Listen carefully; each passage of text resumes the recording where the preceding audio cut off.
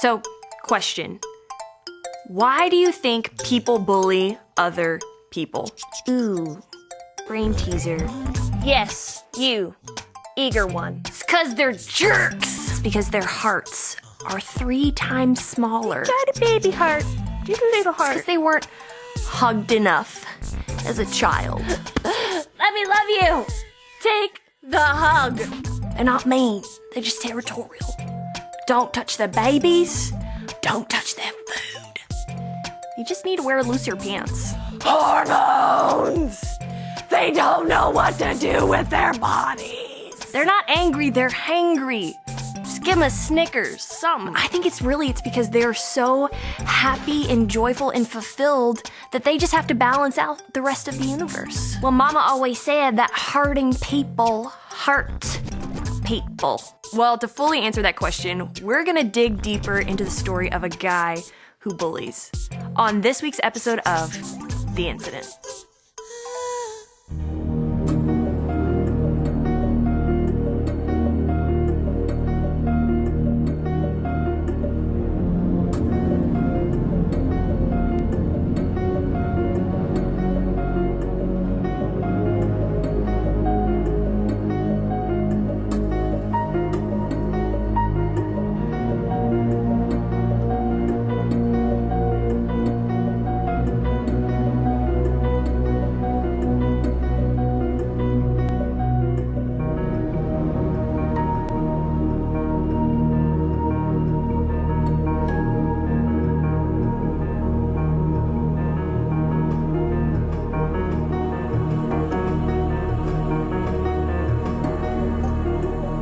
Eric, put the knife down.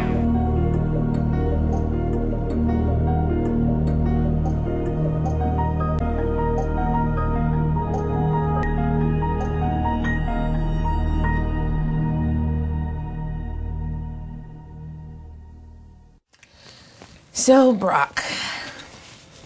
Principal Jarvis, I'm guessing you want to know what really happened. Yes, I do. Tell me. Well, I wasn't really hungry, so I was standing all by myself, minding my own business. And all of a sudden, Eric throws down his lunch tray and starts threatening me with his knife. It's like he just snapped or something.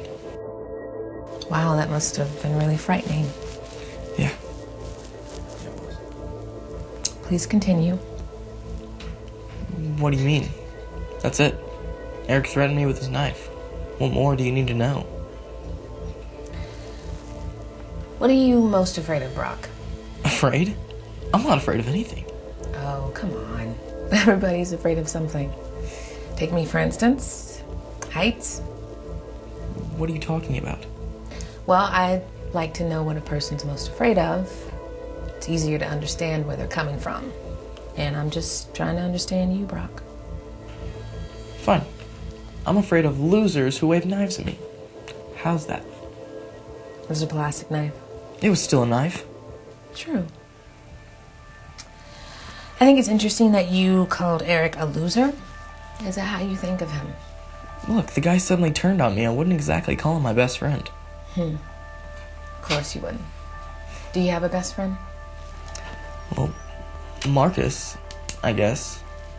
Yeah, Marcus is my best friend. And what do you boys do? What do you mean? You're best friends. You must do things together. How do you have fun? What makes you laugh? I don't know. We laugh at a lot of things. What does that have to do with anything? Do you laugh at other students? Sure, sometimes. At what did you call it? Losers. You mean Eric? Okay, yeah, we laugh at him sometimes. He's weird. He doesn't have any friends. Like you do. I guess. Have you ever thought about being his friend? No. Why not? Look, it doesn't work like that. He's different. Different how? I don't see the difference. Look, me and Eric are never going to be friends. Got it? You seem nervous. What's wrong? You don't understand. If you don't show people you're in control, then they'll start controlling you. That's how it works. Tell me how it works, Brock. It's like my dad always says. People will walk all over you if you let them. It's better to be the one doing the walking. Stand up, son! You gotta show the world who's boss, or the world will show you! What are you, a pansy? You're weak! I said what? You want me to stop? You gotta toughen up, son! Brock. I'm fine. Brock, are you okay? We need to take a minute? I'm fine. So, your dad. Tell me about him. What's there to say? He doesn't talk much. Just yells mostly. I'm sorry about that. It's no big deal. Yeah, it is. It's a big deal to me. Look, this is a big school, and it's easy for people to think or feel that things go unnoticed in a place like this. Yeah, I guess. But it's not true. People notice things. Brock, I notice things. So, what are you trying to say? Brock, you're a smart boy. Can I tell it to you straight? Sure. I've seen how you treat others. I've seen how you treat Eric. And I've seen how other students are afraid of you. And I'm on to you, Brock. You're wrong. I think you're afraid. I told you. I'm not afraid. You are. You are afraid that if you take off this tough guy mask that you like so much, that you'll have nothing left.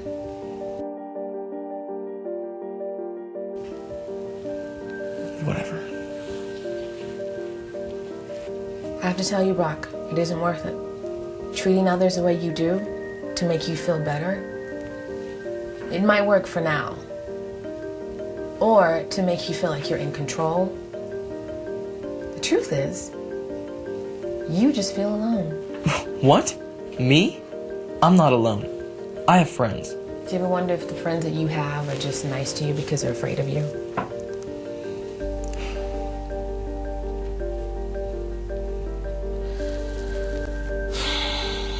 Look, I need you to think about all of this. This tough guy act hurts people. It hurt Eric, and it's hurting you. Yeah, like you care. I do care. Believe it or not, I care a lot. But this bullying thing has to stop. As a matter of fact, it stops here, now. You will never say another unkind thing to Eric, about Eric, and he will never need to be afraid of you again. If you want to keep attending this school, you need to understand that. Do you understand that? Brock, do you understand that? Yes. Good. Now I'm going to be thinking about this incident and what to do about it. And I want you to be thinking about all of this. Yeah, okay.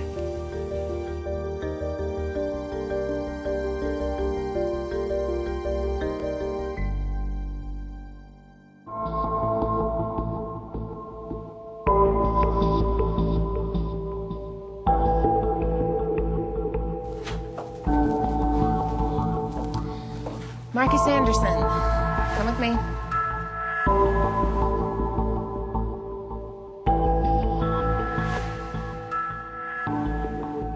So, Brock is a bully. But it turns out that there's a lot more to it than that. His dad puts all these expectations on him, talks down to him, and Brock just feels like he can't measure up. So what does he do? He takes it out on Eric. You see, the majority of the time, bullies aren't jerks looking to torment other people for fun. But really, they bully because they feel like there's something missing in their lives. In fact, I've never known a complete, healthy, happy, joyful person who hurts other people because they just don't need to. So today, we're gonna understand what motivates bullying. And here's 4 different reasons. Number 1 is that they lack confidence. That's right, when you don't feel confident about something, what do? You either build yourself up or you tear somebody else down. And this is what bullies do. Number 2 is that they may feel like they lack control. There's probably something going in their lives where they have no control over. And when I don't feel like I'm in control, I control other people so I can feel secure. Number 3 is that they feel powerless. And that's probably because there's an area of life where they feel weak. They feel less than. And so to feel powerful, to compensate for that, they make other people feel weak so they can feel strong.